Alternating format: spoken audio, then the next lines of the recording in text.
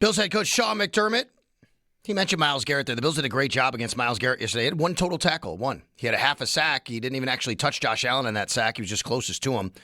So him and another defender, so they split that. They did a really good job. And, there is something to be said for maybe, and one of the things I was thinking was the Bills' offense in the second half wasn't as good. And maybe they paid so much attention to Myles Garrett, they just didn't get to the other things that could have helped them a little bit, in the run game. And because if you start making adjustments, you leave Garrett a little bit more alone, but give credit to Deion Dawkins. He was alone with him. And there's just so many little nuances of the game that go into it. But they did a good job there, and they deserve credit. And Joe Brady, I've said here how he deserves so much credit for adjustments in the second half the last few weeks.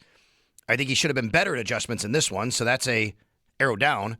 But arrow up was we've criticized and you've criticized his game planning going into a game. Great game plan going into the game this time. And, give him credit for that. So the ups and the downs, right? Arrow up, arrow down. You can find it at WGR550.com. We also have to get to our Barnes Firm injury report. Brought to you by the Barnes Firm. Injured? For help, call 1-800-8-million. We start with Josh Allen, of course. He had a foot x-ray at halftime, cleared to return, finished the rest of the game. We'll monitor that as the week goes on. Sean McDermott will speak later today to give us an update on injured players, including Shaq Thompson, who had a neck injury. Always scary when you see that. He did not play the rest of the game. He was questionable after the first series. He did have his helmet on, didn't go back into the game. It was Terrell Bernard basically playing the rest of the way from there on out. No other real injuries during the game that we got on the sidelines, but you could see late in the game, Jordan Poyer left with what appeared to be possibly a hamstring, but we'll get more of an update on that later. See what they do with that as the the older Jordan Poyer, last couple of games here. You want him ready for the playoffs. He's had a nice role here, and he had an interception, his first interception since 2022. I believe Spencer Brown went out for a couple plays with what appeared to be maybe some sort of wrist or hand injury late on a tush push, maybe one of the last ones of the game there. So, again, just a few things we'll keep an eye on when Sean McDermott speaks to the media later today. Brian in Florida's up next, though, on the Northtown Automotive Extra Point Show. Hi, Brian. Hey, Sal. Good morning. Happy holidays to you and your family there. You too. Hey, I called a few weeks ago. I was really, really hypercritical on McDermott and Bean. I'm going to say, though, you know what? I probably have to walk back, and probably a lot of fans should, too, comments like that. This is a week-to-week business. The biggest thing I got a question on with this team is headed into the playoffs. What's the identity? Because, to me, we're sitting here with 2 games left, and I'm probably like a lot of fans, maybe even including yourself, but it's what is the identity of this team? Now, I think the identity is clear. The identity is to be a run-first, line-of-scrimmage controlling team. That's what they want to be. I agree with you on that. I do agree. Now, you might not like that. that. You might not like that, and I get it. You have Josh Allen, right? I get it, Brian. Like, we're all like, dude, you got Josh Allen, right? But we all know he's got limitations at wide receiver to throw to.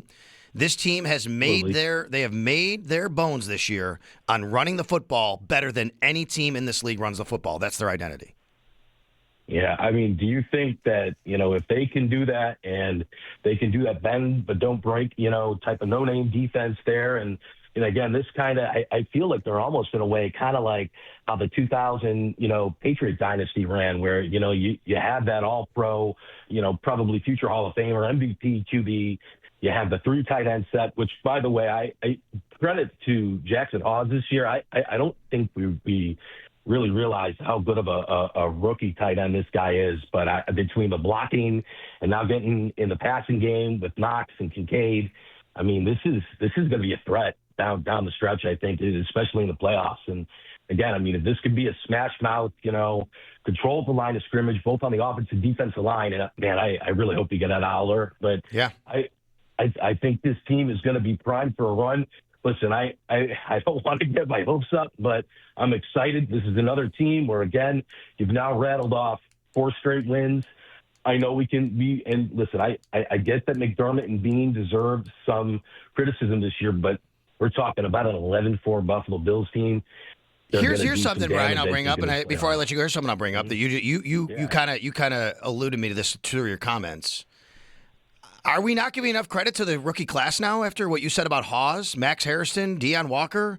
I mean, I'm not saying everybody's been great, but I think this rookie class is turning out to be okay, pretty good. They're contributing. They're playing well. Yeah, that's the thing. They've been and at times significant contributors. I mean, Deion Walker yesterday had a batted down pass that, I mean, he's taking his frame. And again, he's controlling the line of scrimmage, and Yep. again, week 15, you're doing this as a rookie. Week 16, you're doing this as a rookie.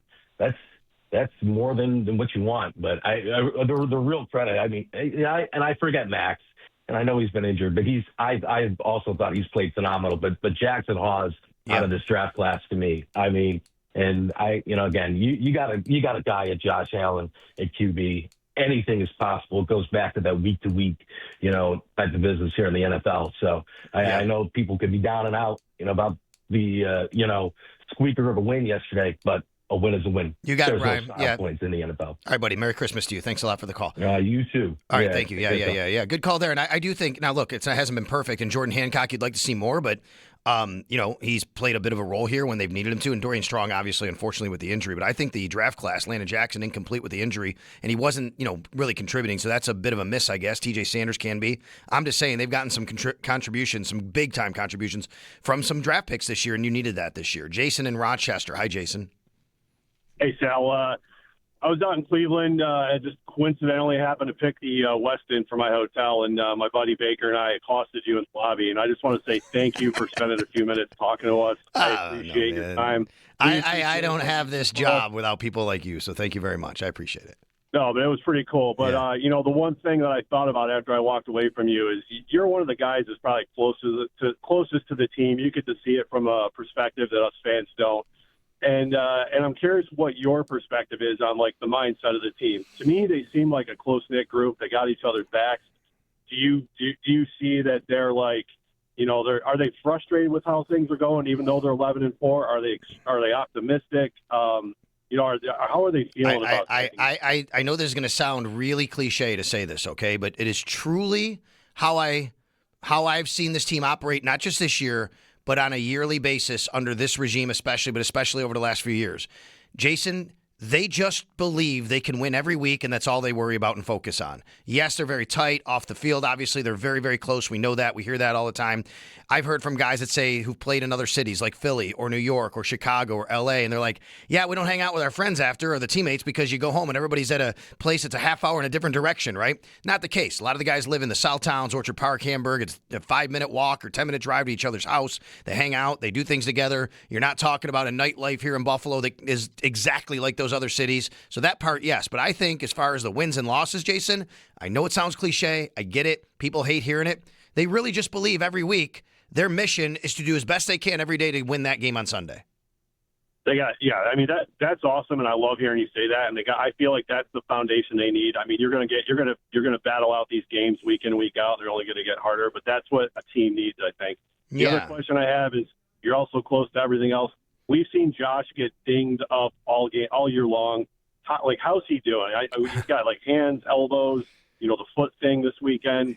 Like, he's one of the toughest dudes. He's one of the toughest dudes I've ever seen. Of course I worry. I was worried yesterday when I saw the foot and when they were talking to him on the sidelines with the trainers, I was getting a bit concerned because they were over there for longer than normal with Josh. You know what I mean? Like, a lot of times he's like, okay, I'm good. That wasn't the case, and they finally took him into the locker room. And I was very concerned the way he was hobbling. So believe me, I was waiting like everybody. And then I got word just before halftime, X-rays cleared to return, and that was a big sigh of relief. But at some point, you'd love him to, be able to, if they could back off, but you can't right now. You got to have foot. Here, I'll say this, Jason. This is why. And I've said for months and months, the Bills have basically had a philosophy all year, just keep our quarterback healthy. That is our ticket, and they've tried their best to do that. All right, well, have a Merry Christmas, Sal. We appreciate what you're doing. Thank you, Jason. Thanks for saying hi at the hotel in Cleveland. Listen, I've said for months and months, if you listen to the Bills talk, if you listen to their GM, you listen to the head coach, they have told you outright they have a mission to keep their quarterback as healthy as possible, which I think is why they have this identity, we go back to a caller earlier, of running the ball first, dominating the line of scrimmage. Now, Josh has taken more hits than you thought he would this year. He's taken more hits and sacks than usual. I get it. That is just that's not great to see. But their philosophy is let's not have him in that position that he has to throw 40 times, that he has to run the ball a lot. Let's run the ball well, let's protect him well, and have him healthy. And look what's happening. For right or for wrong, I don't like the whole talking point of it's now or never for Josh Allen, but why does it happen? Because look who's not in the playoffs. The quarterbacks that are considered on that top tier. Mahomes, Burrow, probably Lamar. And here comes Josh, and a healthy Josh Allen can beat anybody. And that's why that matters. Tanner in Niagara Falls. Hi, Tanner. Tanner, are you with me, buddy? I think I lost Tanner. That gives me a chance to take a timeout. Stay on hold if you're there. 803-0550 is the number to call here on the Northtown Automotive Extra Point Show on a Buffalo Football Victory Monday on WGR.